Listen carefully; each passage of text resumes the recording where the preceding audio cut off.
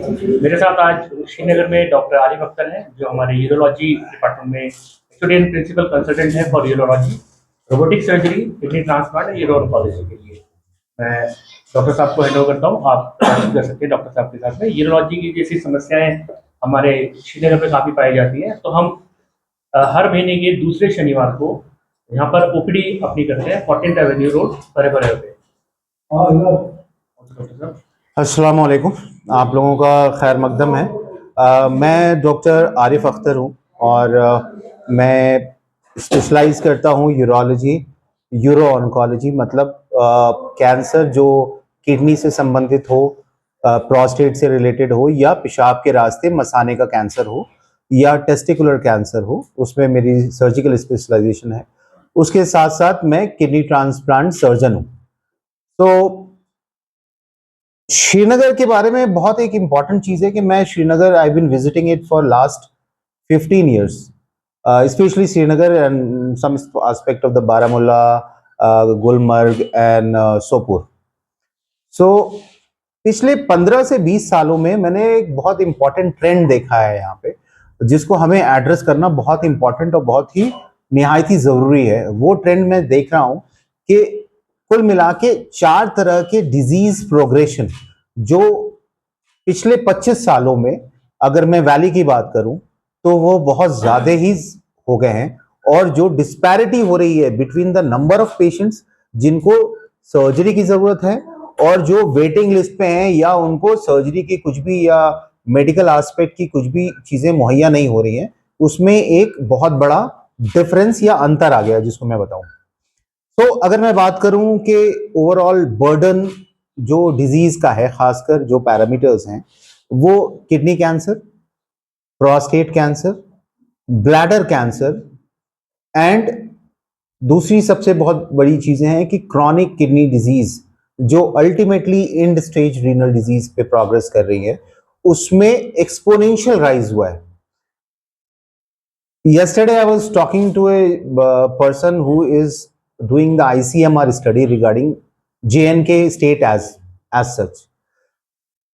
अगर मैं बात करूं तो exponential rise is up to the range of 3 to 5 times in the last 1 year. National average के बनिस्बत अगर मैं उसकी बात करूं तो नेशनल एवरेज से भी ये ज्यादा हो रहा है ना। इसके पीछे 2 तरह की चीजें हैं। एक तो लोगों के लाइफस्टाइल चेंज हो चुके हैं, लोगों की प्रायोरिटी शिफ्ट हो गई, और जो हेल्थ केयर इंफ्रास्ट्रक्चर फैसिलिटी है या ट्रेनिंग फैसिलिटी है, जितनी हमारे पास इंफ्रास्ट्रक्चर होना चाहिए, या जितने हमारे पास ट्रेन नर्सेज होने चाहिए, या ट्रेन लैब होनी चाहिए, या हॉस्पिटल होना चाहिए जहां पे हम मास लेवल पे इन चीज़ों की स्क्रीनिंग कर सकें, ताकि हम उस मर्ज को अर्ली स्टेज में पकड़ सकें और उसका सही इलाज कर सकें। बिकॉज कैंसर या क्रॉनिक किडनी डिजीज का सबसे अहम जो एस्पेक्ट होता है कि you have to catch at time, act on time and treat on time.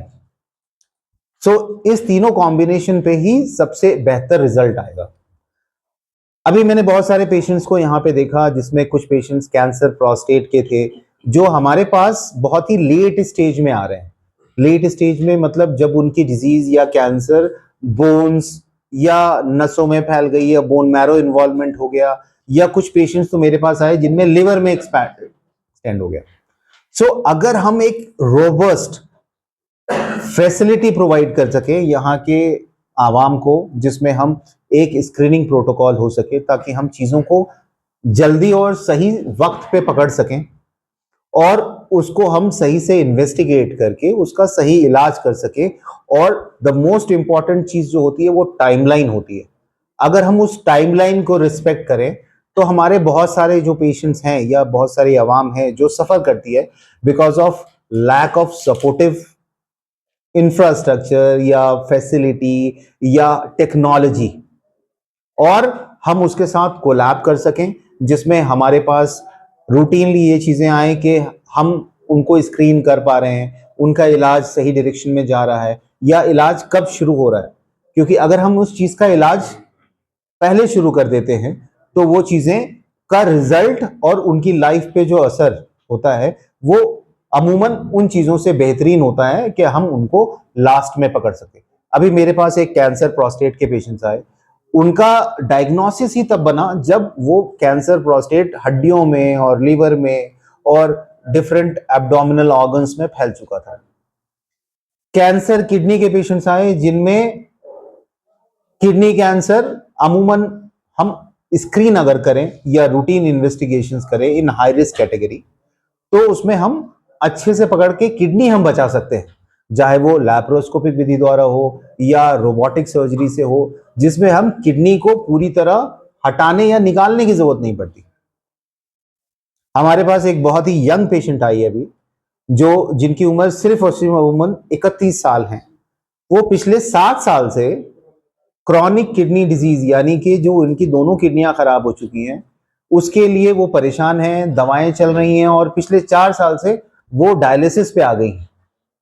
Dialysis की जो रूटीन होती है वो पहले 1 हफ्ते में 1 बार थी, अब वो 1 हफ्ते में 3 बार हो गई।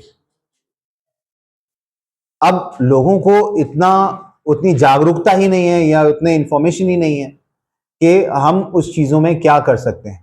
सो हमारी जिम्मेदारी as a doctor plus as a care giver ये होनी चाहिए कि हम चीजों को जितनी जल्दी हो सके उतनी जल्दी हम उसको डायग्नोस कर पाएं, सही टाइम पे इलाज इनिशिएट कर सकें, सही टाइम पे सर्जरी कर सकें, चाहे वो हमारे लेटेस्ट टेक्नोलॉजी चाहे जैसे हम लेटेस्ट टेक्नोलॉजी में बात करें तो एडवांस लैप्रोस्कोपी है, 3D लैप्रोस्कोपी है, रोबोटिक सर्जरी है।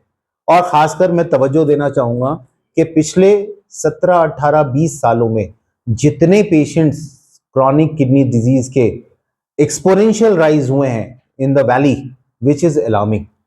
Now all this thing is happening because life style modification हो गई, लोगों के खान पान में चेंजेस आ गया, ठीक है। उसके साथ हमारे पास इतनी अवेयरनेस नहीं रह गई कि इन चीज़ों के लिए हम स्क्रीन कर सकें या एक कॉन्टिन्यूस इन्वेस्टिगेट कर सकें ऑन ए कम्युनिटी बेसिस। तो इस चीज़ों को हम बढ़ावा देने के लिए प्लस हम यहाँ पे रूटीनली एक एडवांस्ड यूरो ऑन्कोलॉजी और किडनी ट्रांसप्लांट ओपीडी हर महीने के दूसरे सैटरडे पे हम लोग ने प्लान किया है। जैसे भी आज भी मैंने कुछ 25-30 अभी तक पेशेंट्स देखे हैं 2 घंटे में इनफैक्ट। सो हमारा जो एम है which is patient centric, it should be ethical whether it's a kidney transplant or uro-oncology, and the priority is to catch on time, to treat on time and to make the patients well before on time. So ये हमारी priority है।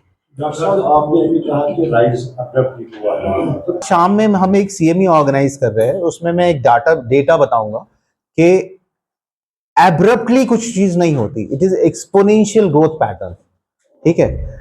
उस growth pattern में 2 disparity है। वो 2 disparity क्या है कि नंबर ऑफ पेशेंट्स जो CKD के पेशेंट्स, किडनी कैंसर के पेशेंट्स, प्रोस्टेट कैंसर के पेशेंट्स, जो हमारे पास डाटा है, कुछ पेशेंट्स के तो डेटे ही नहीं है, तो अगर हम उसको एक्स्ट्रापोलेट करें तो there has been a gradual and the exponential rise in the number of patients. अब जब इतने पेशेंट्स के, इट्स नॉट अब्रप्ट। अगर मैं पिछले 25 साल की बात करूं, number of patients that was there in 2000 versus number of the patients which are there in 2026, national average की बात करूं या जहां पे अच्छी फैसिलिटी, मेडिकल फैसिलिटी अवेलेबल है, जहां पे स्क्रीनिंग प्रोटोकॉल अवेलेबल है, जहां पे ये फैसिलिटी अवेलेबल है कि हम उस मर्ज को अर्ली स्टेज में डायग्नोस कर पाएं। तो मैं अगर आपको इस कैंसर रजिस्ट्री की बात करूं, national versus valley data, chronic kidney patients जो डायलिसिस पे जा रहे हैं या जिनकी किडनियां खराब हो गई हैं, जो डॉक्यूमेंटेड हैं, वो तो it's just the tip of the iceberg. अगर हम कम्युनिटी के बेसिस पे अगर हम इसको इवैल्यूएट करेंगे तो नंबर हमें बहुत और ऊपर आएंगे। तो दिस इज नॉट एब्रप्ट, ये एक्सपोनेंशियल एक रेगुलर ग्रोथ पैटर्न दिख रहा है हमें, जो हम खासकर किडनी, प्रोस्टेट, ब्लैडर कैंसर और किडनी डिजीज से रिलेटेड, जिसमें ओबेसिटी इंक्लूडेड है, जिसमें डायबिटीज की वजह से प्रॉब्लम हो रही है। अब वो अनकंट्रोल्ड डायबिटीज अल्टीमेटली टाइमलाइन में 10 साल के बाद किडनी पे कुछ ना कुछ असर करना शुरू कर देता है। अब जब किडनी डैमेज होने लगी तो फिर उसमें ब्लड प्रेशर की दिक्कत होगी, फिर उसमें हार्ट इन्फ्लेक्ट होगा। तो ये सारी चीजें एक सम अप करके पेशेंट को और मजबूर करती है या परेशान करती हैं या उनकी जो मॉर्बिडिटी या मोर्टालिटी बढ़ाती है. Major probable reason is our lifestyle. One is the lifestyle. The other thing is absence, or I will not say lack of, or there's a lesser degree of initiative for the screening purpose.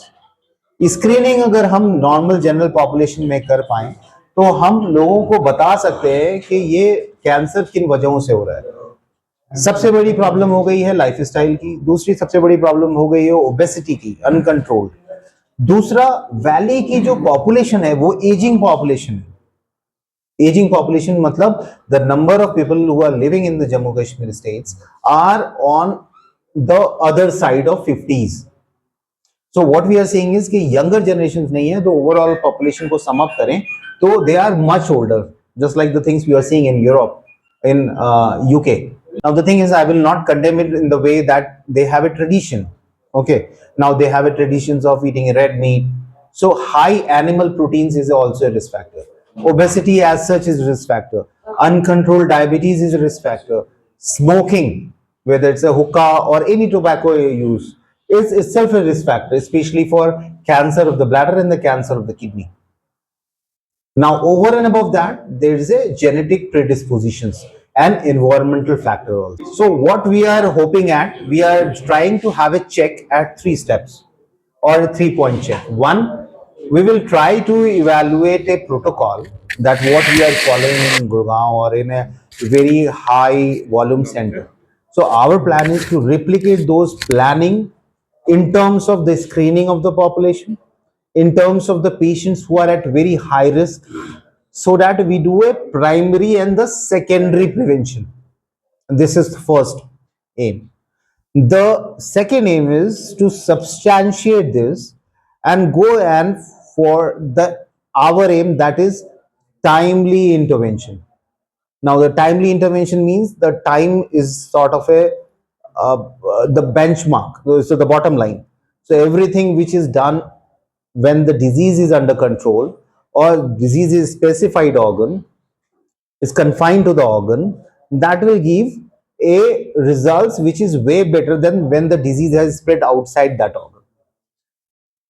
So the thing is, we have to catch it early, we have to treat it very promptly on time, so that the overall morbidity and the mortality related to the patients, and what we need is, we want the patient to return back to the normal life ASAP, as soon as possible. Since there are two aspects of the prostate, one is there is a enlargement, मतलब prostate का size बढ़ गया जिसकी वजह से patient को urine pass करने में problem हो रही है. The second aspect of the prostate is prostate cancer. So जिन भी पेशेंट्स को जिनकी उम्र 50 के ऊपर है, उनको यूरोलॉजिस्ट से कंसल्ट करना जरूरी है और उनको एक मिनिमम ब्लड टेस्ट कराने की जरूरत है. That will give a baseline test. उस टेस्ट का नाम होता है serum PSA. So serum PSA is a part of screening protocol. Screening protocol मतलब अमूमन हम इंडिया में बोलते हैं कि 50 की उम्र में एक बार आपका सीरम PSA होना चाहिए. और अगर सिम्टम्स प्रोस्टेट एनलार्जमेंट की वजह से हैं तो उसमें अपने यूरोलॉजिस्ट से बात कीजिए, उसको कंप्लीटली इवैल्यूएट कीजिए. प्रॉब्लम मर्दों के साथ, मेल पेशेंट के साथ सबसे बड़ी होती है कि वो अपने सिम्टम्स को छुपाते हैं, because they are the bread earner. They consider themselves to be hero, but the true hero is not that जो अपने सिम्टम्स को छुपाए. बट अगर सिम्टम्स हो रहे हैं तो उसको प्रोएक्टिवली इन्वॉल्व होके उसको इवैल्यूएट करे, बिकॉज आपकी जिम्मेदारी पूरी फैमिली है.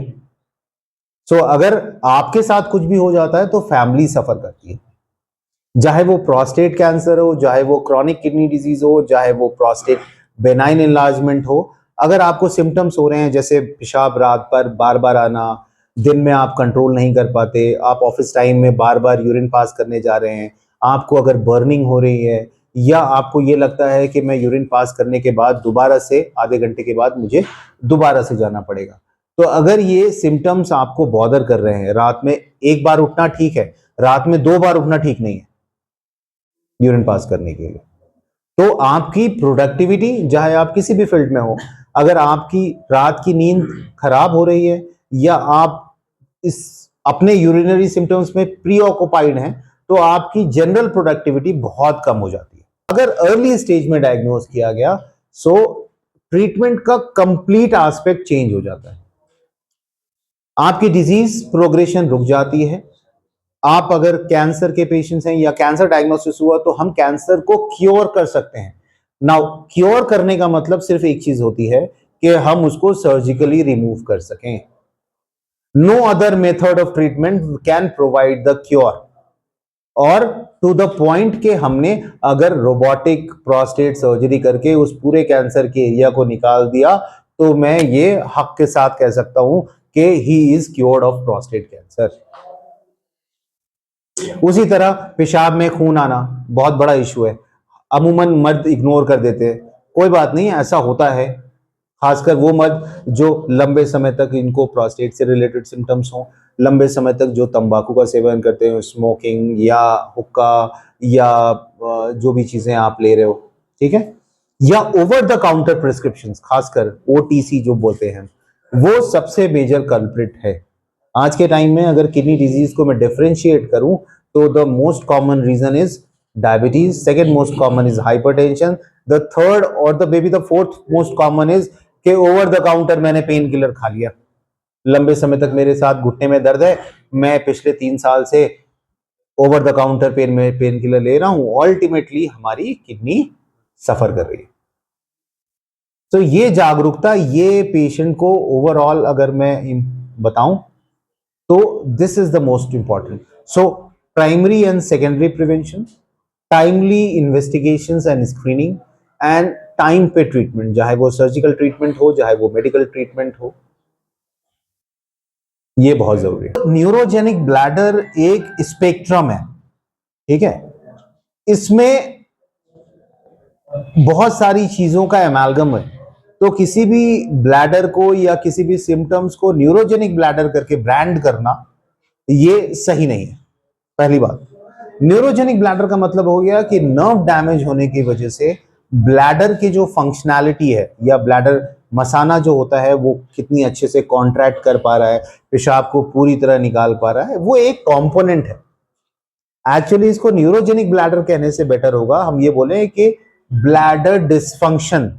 ब्लैडर डिसफंक्शन बहुत सारे वजहों की वजह से हो सकता है। नर्व डैमेज होने की वजह से, लॉन्ग स्टैंडिंग डायबिटीज होने की वजह से ब्लैडर डिसफंक्शन हो सकता है। उसी तरह लंबे समय तक प्रोस्टेट की वजह से जो ऑब्स्ट्रक्शन होता है, उसकी वजह से ब्लैडर डिसफंक्शन हो सकता है। न्यूरोजेनिक उसका एक कंपोनेंट है जिसमें नर्व डैमेज, चाहे वो चोट लगने की वजह से, चाहे वो स्पाइनल नर्व रूट की वजह से, चाहे ब्रेन में स्ट्रोक होने की वजह से, वो अगर है तो उसको हम न्यूरोजेनिक ब्लैडर कहते हैं। जनरली ये होता है कि न्यूरोजेनिक ब्लैडर अमूमन आज के टाइम में 2026 की बात करूं, तो इसमें एक स्ट्रक्चर्ड प्रोटोकॉल है ट्रीटमेंट का। ऐसा नहीं है कि इसको हम छोड़ देंगे कि ये नहीं ठीक हो सकता, ये हो सकता है ठीक, लेकिन इसमें स्ट्रक्चर्ड पैटर्न होता है। सबसे पहला पैटर्न होता है जिसको हम बोलते हैं बिहेवियरल थेरेपी।